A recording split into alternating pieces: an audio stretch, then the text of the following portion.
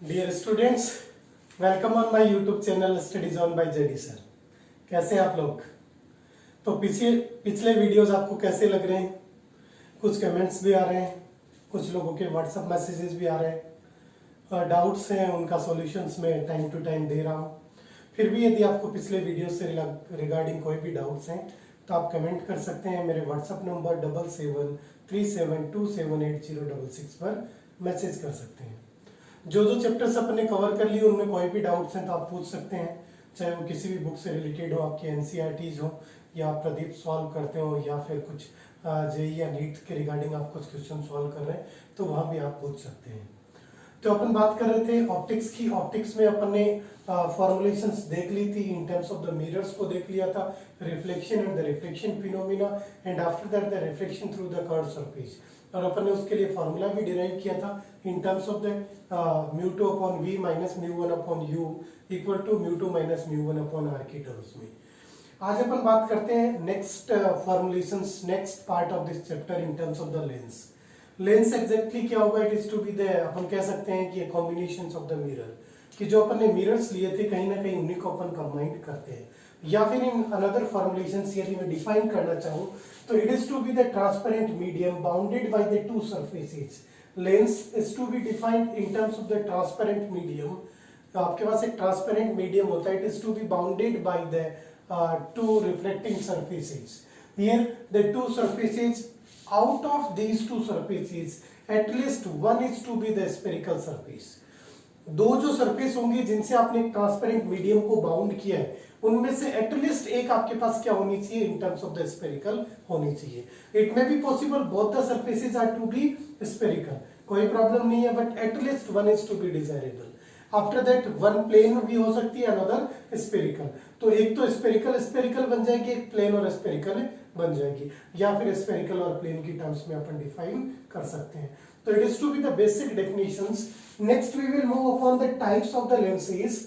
The lenses are to be defined in two types, convex and the concave lens.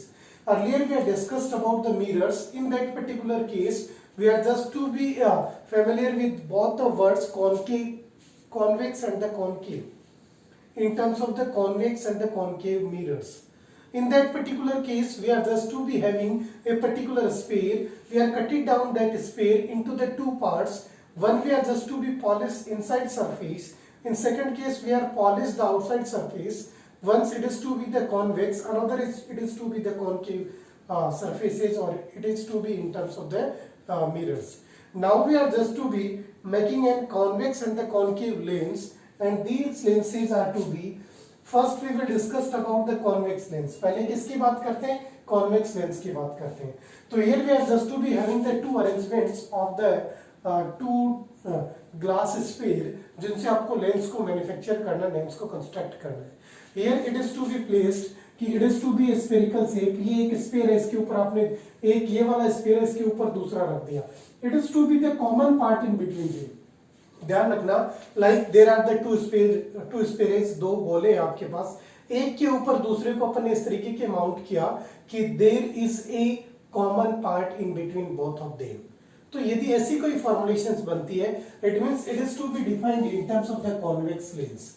तो here it is to be the first आपके पास sphere, it is to be the second sphere C1, it is to be the centre of curvature for the first sphere. C2, it is to be the centre of curvature for the second sphere. R1 and R2, R1 it is to be the radius of the curvature for the sphere number 1, and R2 it is to be the radius of curvature for the second formulation. Clear? तो first आपने गोला लिया R1 C1, second आपने गोला लिया sphere लिया R2 into C2। Now here the important thing कि ये जो पार्ट आपके पास बचा है, इट इज टू बी, ये जो पार्ट होगा it is defined in terms of the convex lens. It is to be the principal axis. Same formulations वही होगी, ये आपके पास क्या होगी? It is to be in terms of the principal axis. Here it is to be the optical centre. यहां पर अपन क्या लिखेंगे? Optical centre. तो ये यहाँ पे आपके पास ऑप्टिकल सेंटर होगा। Here we are just to be extending this, it means it is to be defined in term formulations, और this is to be in this formulations. Now it is to be the centre of curvature, radius of curvature, it is to be the radius of curvature and the centre of curvature. Now here we are just to be make it out. R1 is to be positive, R2 is to be negative. R1 को यहाँ पे अपन ने positive लिया, R2 को negative लिया. The reason behind this, why we are considering the R1 is to be positive and R2 is to be negative.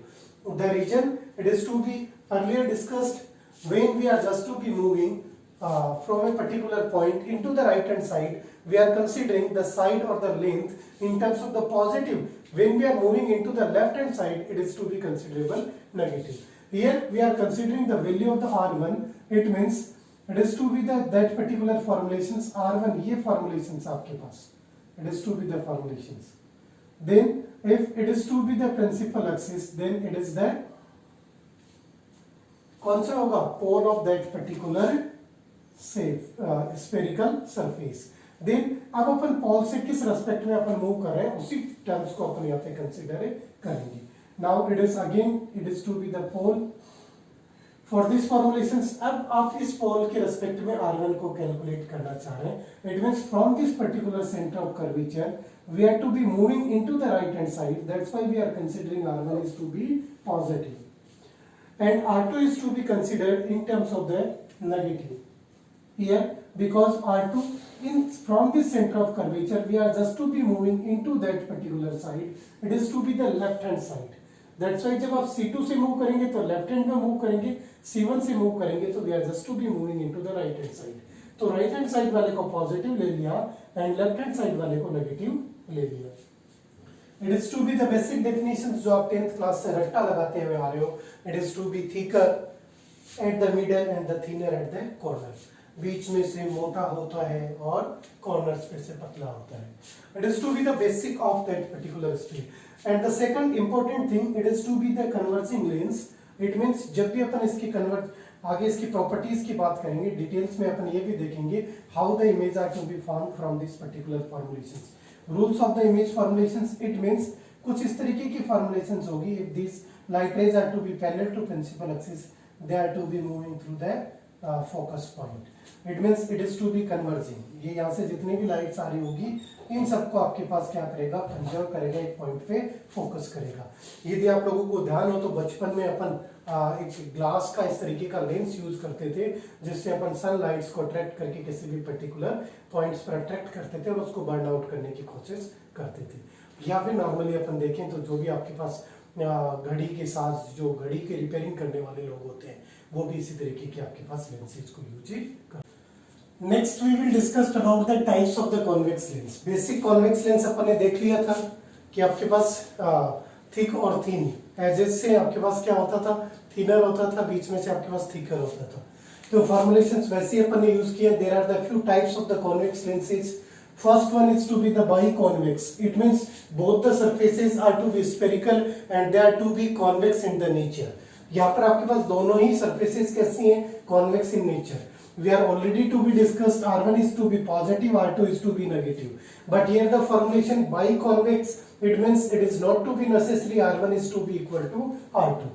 If we are considering R1 equal to R2, if both the radius are to be equal, it means both the spherical surfaces has the equal radius. It means it is to be the equiconvex lens. तो ये किस में convert हो जाएगा, इक्विकॉन्वेक्स में हो जाएगा. या फिर sometimes it is also to be known as the double convex. इन दोनों को कंबाइंडली अपन डबल कॉन्वेक्स की फॉर्म में बोलते हैं. It means both the surfaces are to be in terms of the convex surface. Here next the third formulation in terms of the plano-convex. Here it is to be the plane surface, it is to be the convex surface. Now R1 is to be taken out at the positive, but R2 it is to be due to that plane surface or the plane mirror surface. तो अपन ने already देखा था for the plane mirror radius of the curvature it is to be infinite, the focal length it is to be the infinite. And next अपन आगे details में पढ़ेंगे तो power it is to be equal to 0. तो जो आपने plane mirror लिया उसके लिए रेडियस कितनी हो जाएगी, it is to be in terms of the infinite. Now the fourth one, it is to be in terms of the concave convex. It is to be the combinations of the one surface is to be concave, another surface is to be convex. Here it is to be the concave surface, it is to be the convex surfaces.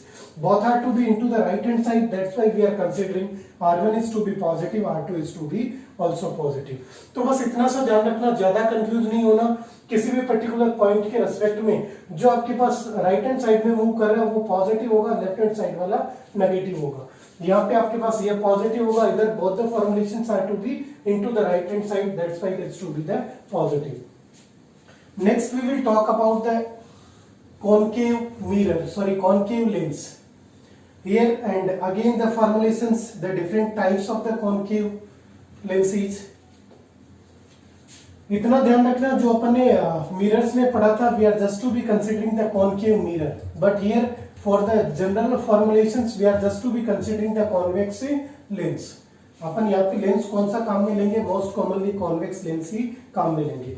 यदि अपन human eyes की बात करें तो वहां पर भी क्या होता है, आपके पास कॉन्वेक्स लेंस ही होता है। Next it is to be the concave lens. Again the same formulations, earlier we are just to be having the two spheres, they are to be superimposed upon it, here we are just to be separated both the spheres। आपने दोनों spheres को क्या किया, यहाँ पे अलग अलग separate किया। ड्राइंग थोड़ी सी कमजोर है बच्चा, that's why now we are just to be taking out these formulations in these terminologies। here it is to be the formulations, then this particular surface it is to be considered as the concave lens। again the same formulations, it means we are just to be having the two spheres, they are to be separated by a distance, then the transparent medium is to be filled out between both of the spheres and this surface is to be cut it down। it means दोनों side में spherical surfaces होगी, उनको अपन ने cut down कर लिया तो it is to be forming a concave lens। now the formulations, it is to be the center of curvature C1, it is to be the C2। now again the formulations, here it is to be in terms of the R1, it is to be in terms of the R2।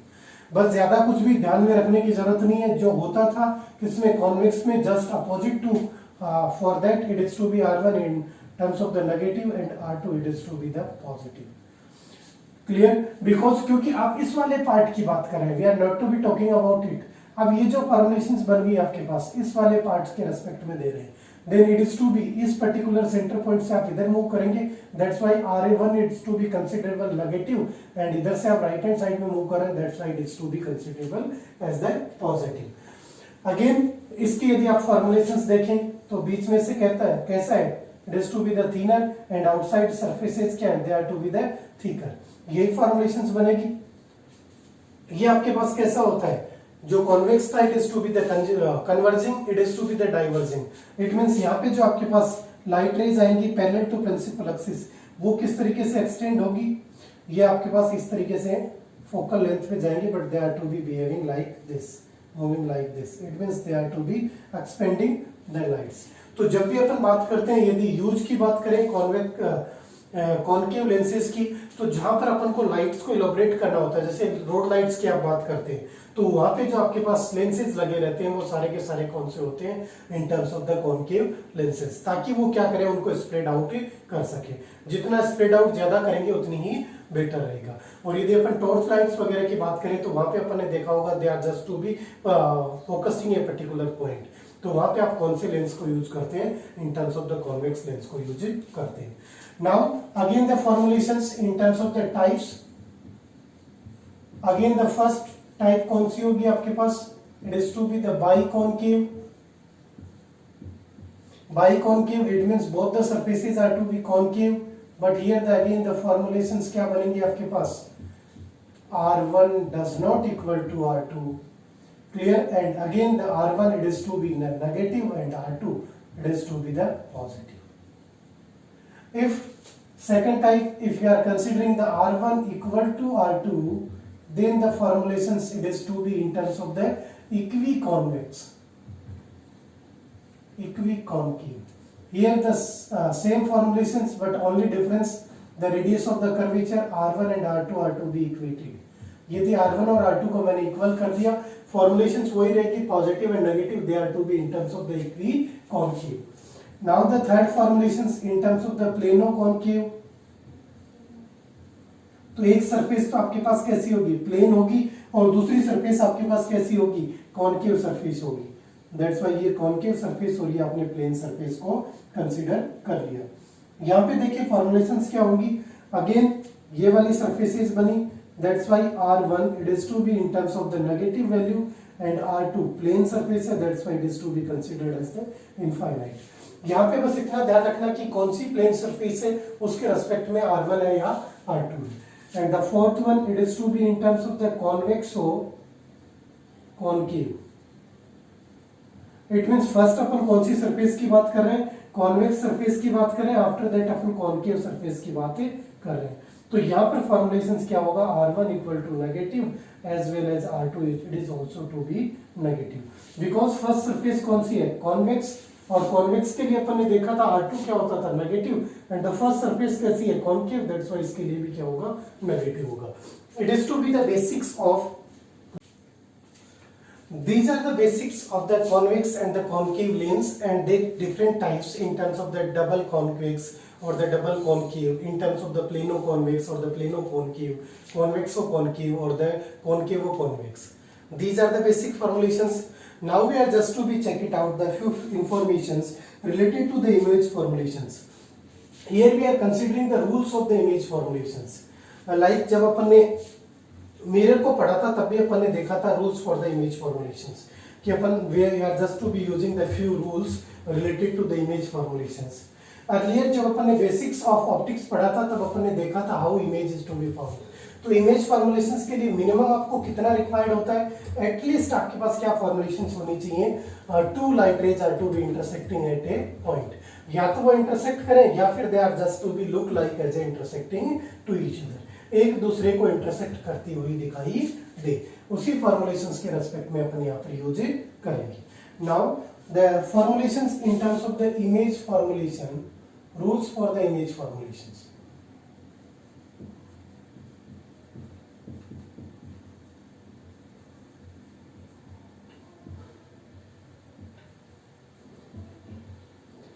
First thing अपन ने देख ही लिया, image formulations कब होगी, जब आपके पास more than two light rays are to be intersecting और they are to be look like as intersecting. Here we are just to be considering कि आपके पास फॉर्मुलेशंस कैसी बन रही है, it is to be the convex lens, here it is to be the principal axis. Definitions की बात करूं तो सारी वही डेफिनेशंस होंगी जो पहले आपके पास होती थी, सिर्फ एक नई डेफिनेशंस किस टर्म्स में आएंगे, it is to be the O point की टर्म्स में आएगा। हियर ओ आप किस तरीके से डिफाइन करेंगे, it is to be in terms of the optical center. Optical center exactly क्या है, वो पॉइंट है जहां पे आपके पास बोथ द सरफेसेस, इन दोनों सरफेसेस की जो वर्टिकल एक्सिस होंगी they are to be coincide upon each other, वो एक दूसरे पे क्या करेंगी, कोइंसाइड करेंगी। इट मींस ये जो वर्टिकल पॉइंट्स है, ओके थोड़ा सा टेढ़ा बन गया कि एक बार इसको इरेज करके वापस सीधा कर देता हूं।